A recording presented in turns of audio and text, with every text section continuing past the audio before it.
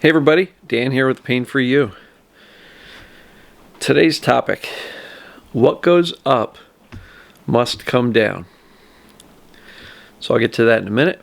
You're probably already starting to sing the song. Spinning wheels, got to go round. Right? So let me get to that in a minute. Let's take a couple of nice breaths. I'll let you say hello to Finny. Breathe in the peace, exhale the stress. Breathe in the knowledge, exhale the doubt. Breathe in the bravery, exhale the fear. All right, so what goes up must come down. What the heck am I talking about? So what I mean is this, I see it all the time, and I experienced it probably hundreds of times over those 13 years. Pain will go up and it'll go down, and up and down, and up and down, and up and down. So if you are experiencing a spike in your pain, just have faith. What goes up must come down. And I know you may feel like you've been in a spike for a long time. But I felt that way too. Literally hundreds of times my pain would go up and then come down and then come up and down, and eventually it came down, down, down, down, down, and it's gone. I've had 11 years virtually pain-free. I had 2 instances of little minor back twinges for about a week each time, but in my opinion, a week of pain is not chronic anything. And I applied the things that I recommend and that I teach, and I got rid of it. So, if you are struggling, if you've been feeling better and all of a sudden, bam, here's the pain again, just know, trust, what goes up must come down. And here's the catch. The more you trust that, and the more calmly you respond to that spike in pain, the shorter it's going to last, and the quicker it's going to start coming down. How do I know that? Experience, right? And I've also seen it, I don't know how many times, with the community. And I believe the way we respond to our pain is one of the most powerful things we can do to teach the brain to settle down. If we freak out every time the pain goes up, we're sending the wrong message to the brain. We're screaming danger. And that never helps the pain go down. Freaking out never got anybody better. And it only amplifies things. Adrenaline, cortisol, stress response. Your pain is not going to go down while you're freaking out. So, if you've enjoyed a little bit of downtime and the pain comes back and comes up, I'm going to encourage you to respond calmly. Just know that what comes up, or what goes up, must come down. It's not going to stay up there. Unless you freak out and you stay freaking out. Right? In which case you can teach the brain, major, major, major danger. And the brain's going to keep on turning that pain signal on because it believes you're truly in danger and need to be protected from something. So, yesterday I talked about triggers. If the trigger is standing up or sitting down or whatever it may be, if every time you do that thing and you feel the pain jump and you freak out, you're sending a message. And I'm not saying torture yourself and just sit for hours or stand for hours. But you can launch immediately into reassuring yourself.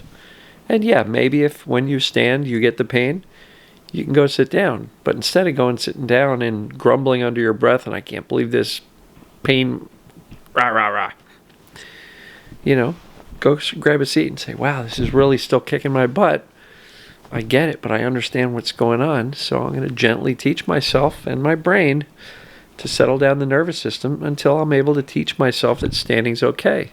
And I did point out in yesterday's video, and I did include the link in the description of the video for that pain reprocessing. And there are tools out there that can actually teach you that those positions or movements or whatever they are safe. So, my encouragement here is purely to not freak out when the pain goes up, because what goes up must come down. And again, hundreds of times over that 13-year period, I've had ups and downs, ups and downs, and literally every single time that the pain jumped up, it came down. And even in the most severe flare-ups or spikes, the pain still eventually came down.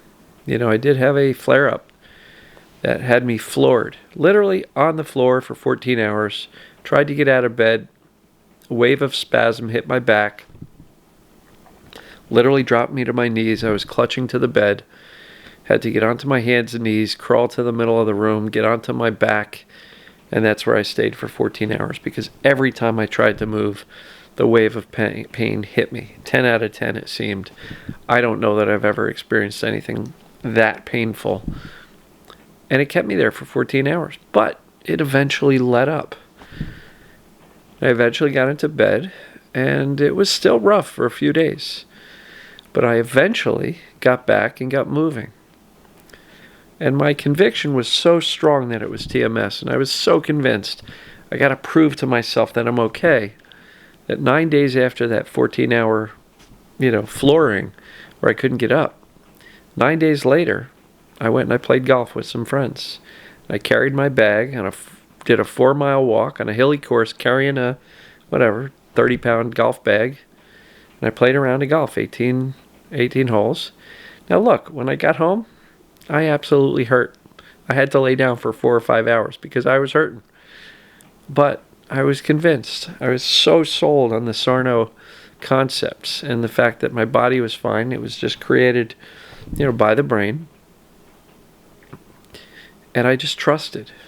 And, that was not the end of my journey by any stretch. I mean, I still had, dozens of ups and downs after that.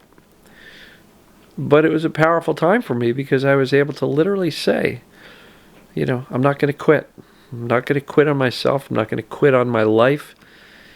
And I pushed on. My wife thought I was insane. She thought I was absolutely crazy, that I would be willing to do that after I couldn't get up off the floor. But I was that convicted. I was that sure that Sarno was right and I was on the right track. So, if you're in the middle of a flare-up, please know that what goes up must come down. And it will. And if you would like to influence it, there is no control. Some people think that, if I do this, then the pain should come down immediately. There is no control. If you would like to influence the pain, the severity, and the duration of the spike, the best way to influence it is to have a calm, reassuring response. To go, wow, I know what's going on. And so I'm going to reassure myself that I'm okay. And look, if you can be indifferent and go, wow, this is kicking my butt, but whatever. Been here, done that. I've lived through it before. No big deal. Going to live through it today. And, a little bit of cognitive reassurance. Going to be okay. I know what TMS is. I've done the assessments. It's clear that this is the only thing that's going on. If you can connect the dots to something that was going on in your life emotionally, stress-wise, life events, great. Do that. If you can't, don't worry about it. Jump right to the reassuring anyway. Indifference if you can get there. But if not, the reassuring is the next best thing. Don't freak out. Because when you freak out to a pain spike, you're kind of ensuring that it's going to stick around longer than it needs to. And you would be very surprised at how well you can influence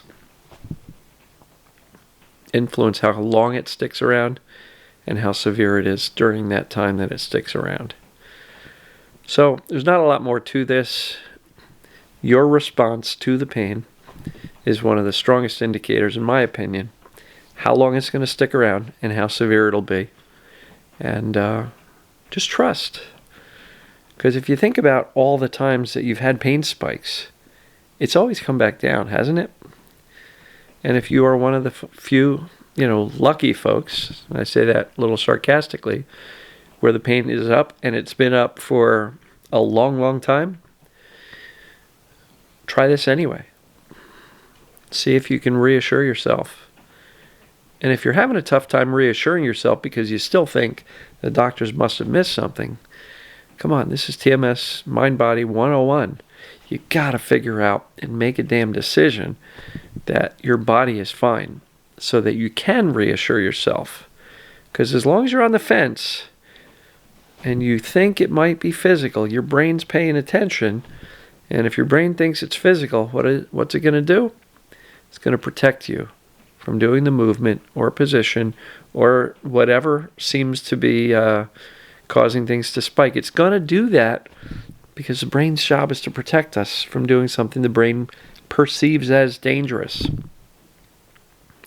So if you haven't figured out if it's TMS yet, you got to take a time out.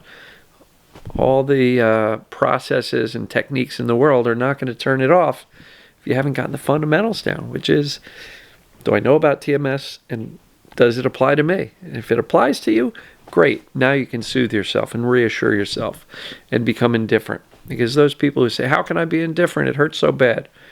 Well, it's going to be really hard, if not impossible, to be indifferent if you think it's your body's fault. So, what do you guys think? What goes up must come down. Sing the song in your head. Maybe go to YouTube and watch for that spinning wheel.